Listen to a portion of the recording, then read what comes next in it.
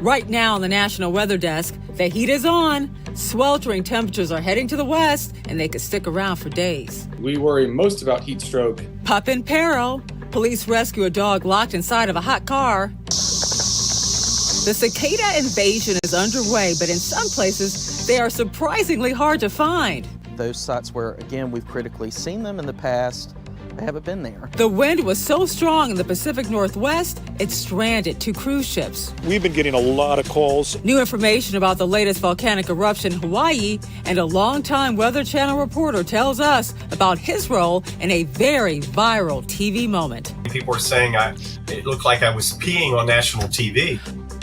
From our nation's capital, this is the National Weather Desk. And good morning, everyone, and welcome to the National Weather Desk. I'm Angela Brown. 33 million Americans are under a heat alert today as a dangerous heat dome descends on portions of the West and Texas. We're talking about triple-digit temperatures that would be 20 degrees higher than you would typically see in early June.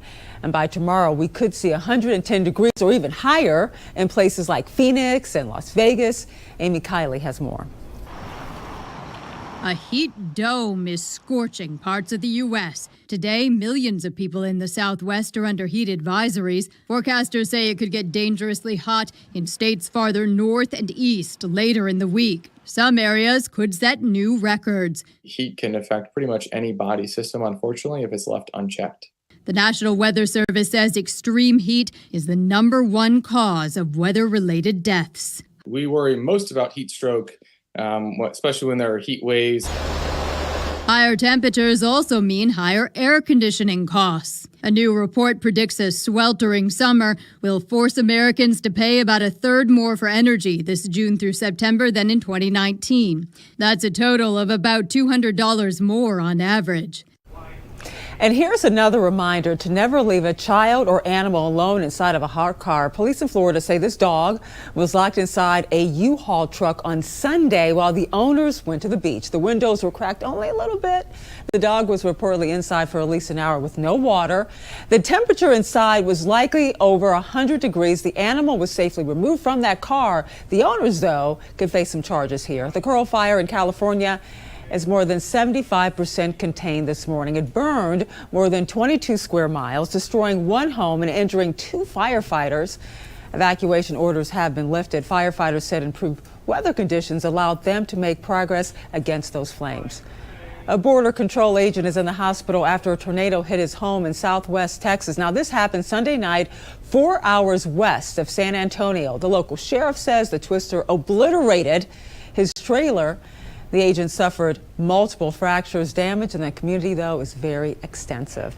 And high winds lingered Monday in the Seattle area from atmospheric rivers that also brought heavy rain. Winds were so strong that 2 large cruise ships were stranded in the bay until extra tugboats could be found to pull them in. The gusty winds also took down power lines and trees, forcing several schools to close as well.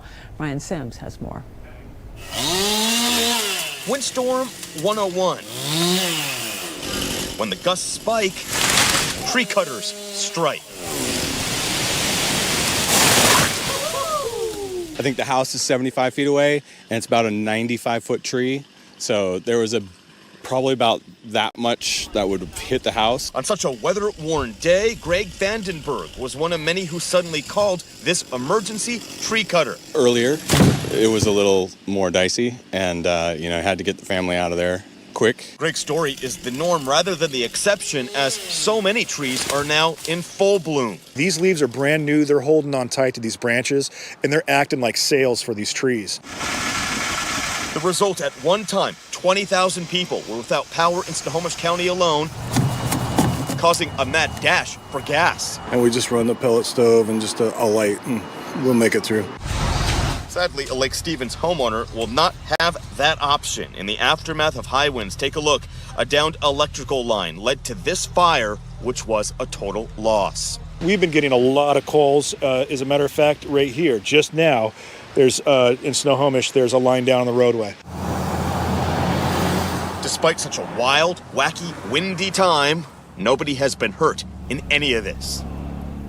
And we are watching 2 areas for a slight risk of severe storms today. That's a 2 on a scale of 1 to 5. One is across the south from Oklahoma to Mississippi. The second is a narrow band running from the northern Minnesota to Kansas. Large hail and also damaging wind gusts are primary threats in those cases. The Kilauea volcano in Hawaii began erupting early Monday morning. It's the first eruption since September of last year. That one, you may remember, lasted more than a week. This one happened in an area that has not seen activity in nearly 50 years. Now the Hawaii Volcano Observatory says the eruption has paused. It says activity remains dynamic and could change quickly. It does not pose an immediate threat to human life or critical infrastructure there.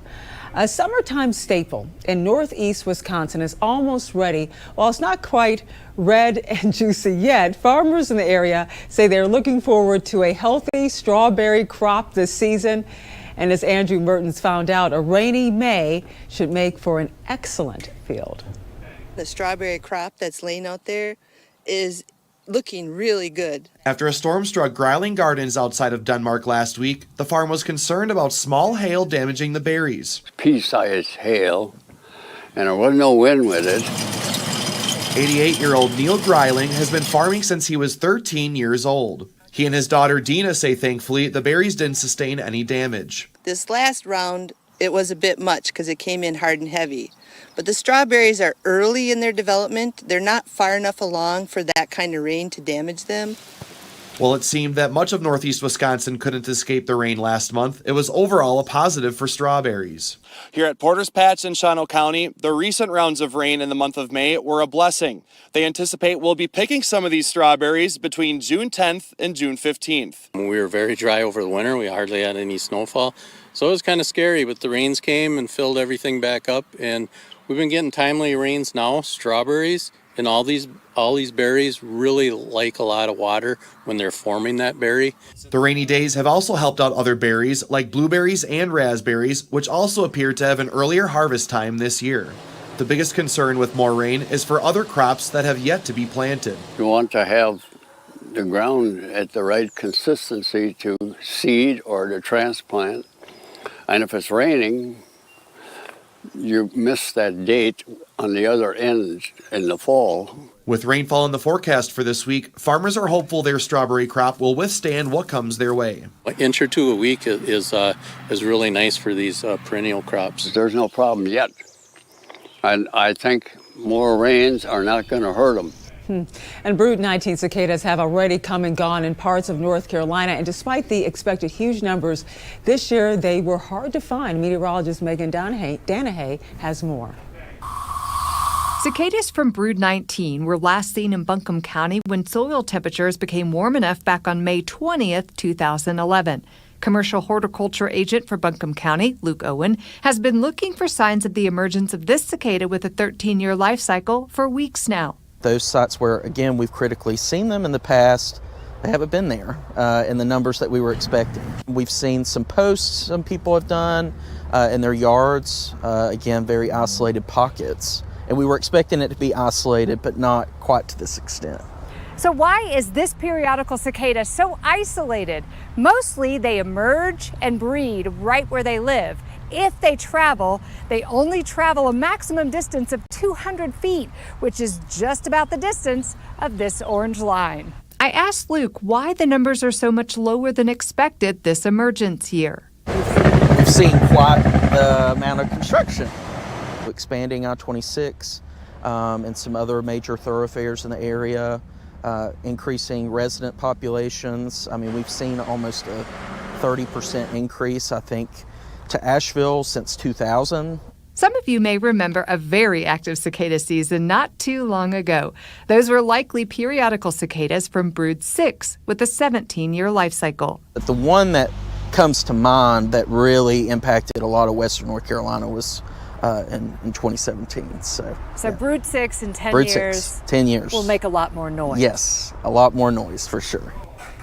And coming up on the National Weather Desk, we'll hear from a family in Austin, Texas about how they are recovering after their home and business were destroyed in a recent hailstorm. And we're going to show you why some thunderstorms turned the sky green.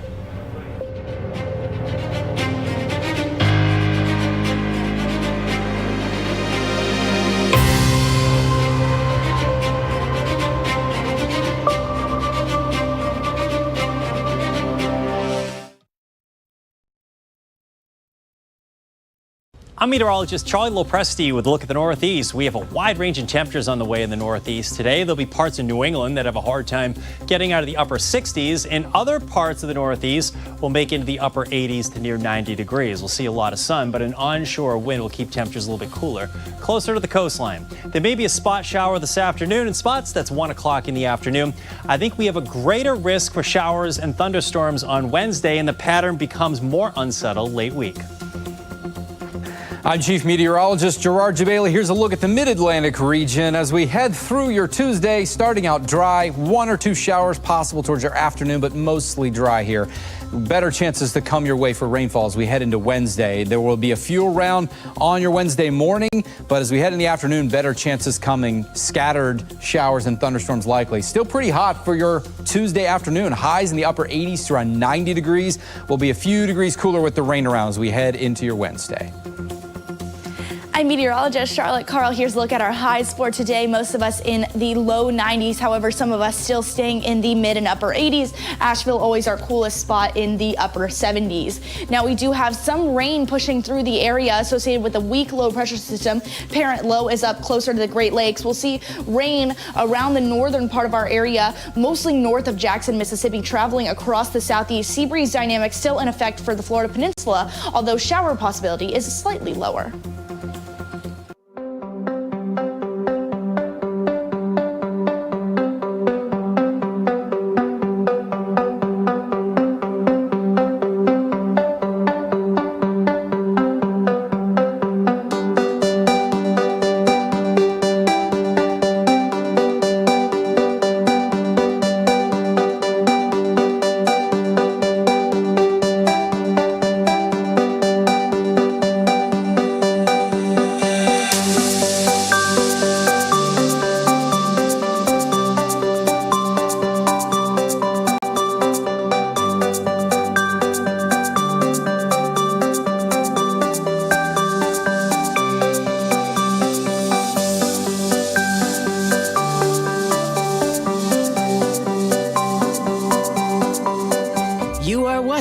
The National Weather Desk.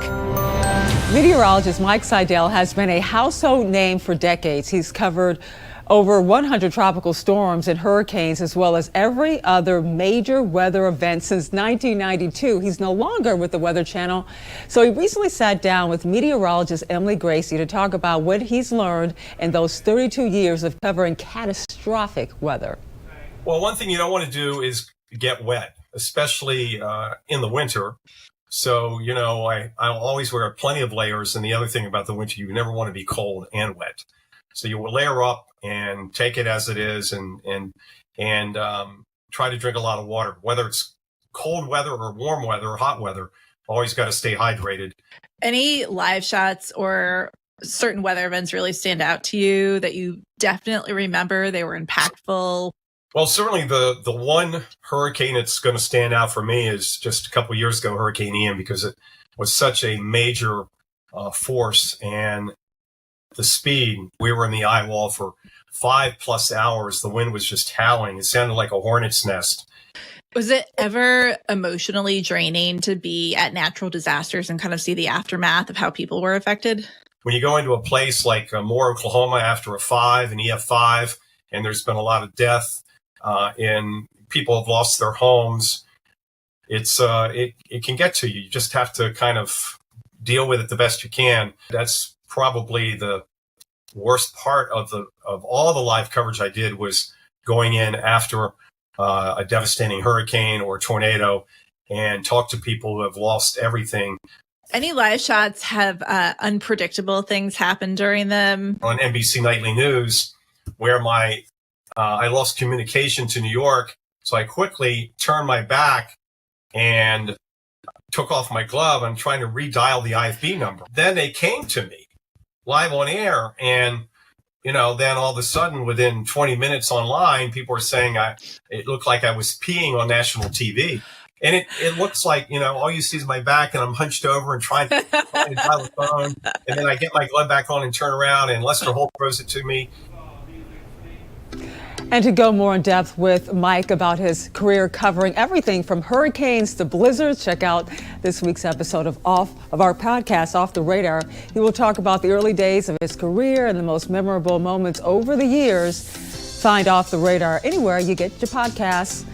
A husband and wife own a farm and restaurant in a small Texas town just east of Austin. A massive hailstorm recently destroyed almost everything they had planted. But as meteorologist CICADA Windler found out, they are now on the road to recovery. When you think about farm-to-table dining, it doesn't get any fresher than straight from the farm to the table, all in the same day. On Main Street in Bastrop, Texas, you'll find Eden East Farm nestled on 5 cozy acres. It literally is the most self-fulfilling thing out there, to be able to provide fresh food to people. Farmer owner David Barrow Watch for this mud and puddle right here. says it's all about making food accessible, offering education, green space, and nutrition. We make pickles in our sleep. Like all we do is pickle. Down the street at Storehouse Market and Eatery. All right, coming in. You'll find David's wife, Sonia Cote. The chef owner takes what David harvests at the farm and develops recipes to highlight those ingredients. From the beginning to the end, you know, it's just love from that farmer to the hands of the chef. So my wife and I were drawn together because that we share the same amount of passion. So he runs the farm and I kind of run the restaurant. So it's like kind of a nice little dynamic. The dynamic duo moved from Austin to Bastrop 4 years ago, bringing the farm to the table and watching their vision grow. They'd had some ups and downs, but nothing like what happened April 9th. Between 10 p.m. and 10:14 p.m., it felt like we were the epicenter of the hailstorm. It was extremely isolated, but we had everything from golf ball to baseball-sized hail. Tomato plants looked like someone had de-topped them and taken a weed eater through them. Radishes were just torn out of the ground. Bok choy completely disintegrated. Broccoli completely disintegrated. How has Mother Nature been treating you? I mean, Mother Nature is an unpredictable foe, and we just work with her and have patience with her because we know that she can be devastating or that she can be very supportive. So if you just find that happy medium, you should be good to grow. And there's growing optimism. New plants are thriving. Tomatoes are weeks behind but making progress, and summer crops are germinating in the greenhouse. I feel like it builds character and kind of gives you that grit. A testament to recovery and resilience. There you go. In Bastrop, Texas, I'm CICADA Windler for the National Weather Desk. Have you ever noticed the sky looking a little green during a storm? Well, it's something that actually happens. Meteorologist Natalie Walters posted about it on TikTok. Why does the sky sometimes look green when there's a strong storm? Well, there are a couple of things you have to get this greenish appearance. One, you have to have a storm with a high water content. So this storm is likely going to have some very heavy rain and potentially some pretty large hail with it. And another thing we have to have is the sun at a lower angle. Now, due to scattering of light with the ice crystals and water droplets, you're typically seeing a bluer tint, but with the lower sun angle in red and yellow colors, it gives the sky a greenish hue.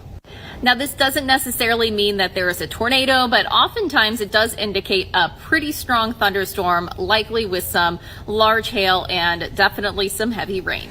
And speaking of storms, have you ever looked at your local weather radar and seen rain, but when you looked outside, there was no rain falling?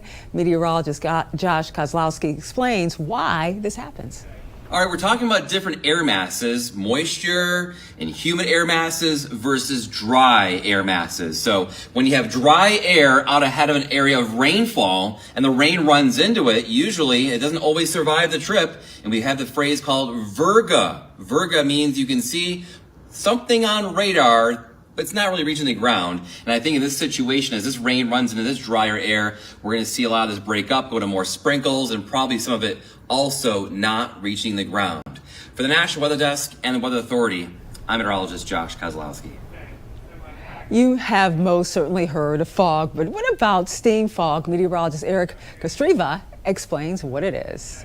Had a couple cool mornings the last few days, and that led to some steam fog on this likely shallow body of water. If it was a little bit deeper, likely wouldn't be warm enough to produce this, but because it is shallow, we had enough warmth that was built up during the day, and the cooler nights in the 30s and 40s led to some of the steam fog as the sun was rising. Now, typically, this happens in the fall because we have warmed those bodies of water up more significantly and we have some cooler nights, but because this is a little bit shallower, did have some heat along with it with the cooler morning temperatures. Now, this occurs as the air over the land cools off, moves over that warmer lake. That actually conducts some of the warm, moist air from the lake, and we get some of that fog to occur in the morning. So you may see this more often during the fall, but it can happen this time of the year after some warmer days and some cooler nights, especially on those shallower bodies of water.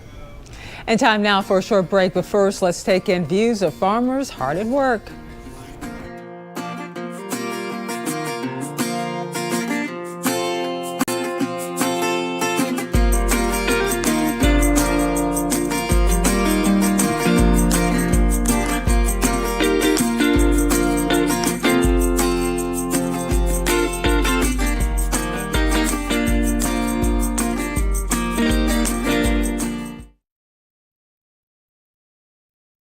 Good Tuesday morning, everyone. I'm meteorologist Andrew Buck-Michael. We've got scattered showers and storms all across the Midwest for the day today. It's going to be warm and humid for most of us. A little cooler out in the Dakotas with highs in the 70s today. As we continue on into your Wednesday, the showers and storms slowly shifting their way to the east. But look at Lincoln and Wichita getting into the 90s tomorrow. As we continue on into your Thursday, temperatures cooling down for a lot of us, with more of that rain moving its way out to the east. Just a slight chance for rain across the Ohio Valley. Good Tuesday morning. I'm meteorologist Joe DiCarlo. Look at your forecast across the region, and a quieter day today. May have a few leftover showers near the coast in the morning, and then throughout the day we are partly sunny. Can't rule out a very stray shower, but a majority of the region is going to be dry and quiet. 80s to the north, Little Rock to Oklahoma City, 90s to near 100, so hot and humid across much of Texas into Louisiana. Overnight, mainly quiet, but we'll fall those temperatures back to near 70 as we start off our Wednesday.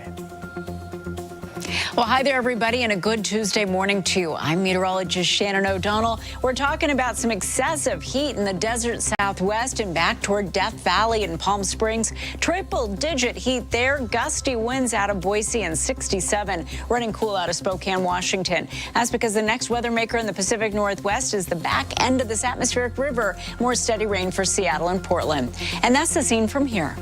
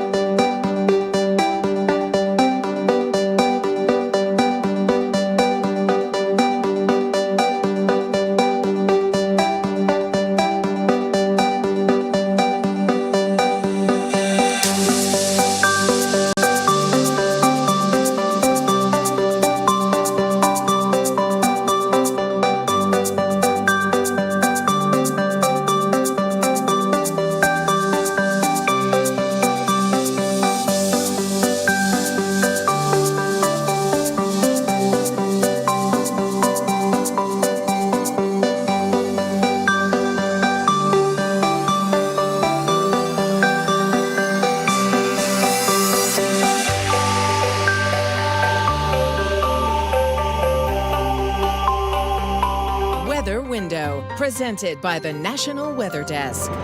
In this image from the top of North Carolina's Big Bald Mountain, you can clearly see a rare phenomenon known as a Brocken specter. It's the shadow cast on the water droplets in the fog. To see it, you need bright sunlight and a cloud in the opposite direction. It's typically visible on a misty mountainside. It gets its name from the peak it was first observed on in Germany. Want to see your weather photos and videos on TV? Click Chime In on this station's website to share. And we love teaching you about clouds here at the National Weather Desk. Let's turn to meteorologist Evan Chikvera, who uses a viewer photo to help explain what altocumulus clouds are. These aren't towering cumulus, but rather altocumulus clouds. They get that prefix because they form higher in the atmosphere than your typical cumulus cloud. You'll have those form at a lower base. These, on the other hand, will be in the mid-levels. And when the sun starts to set, you get these wonderful colors. They almost look like colorful cotton balls off in the distance. Nikki Moore capturing this one from Foster's, Alabama. And we love to share your weather content on the air. You can find us on all your favorite social media platforms, including Facebook, YouTube, Instagram, TikTok. Just search the National Weather Desk. We'll be right back.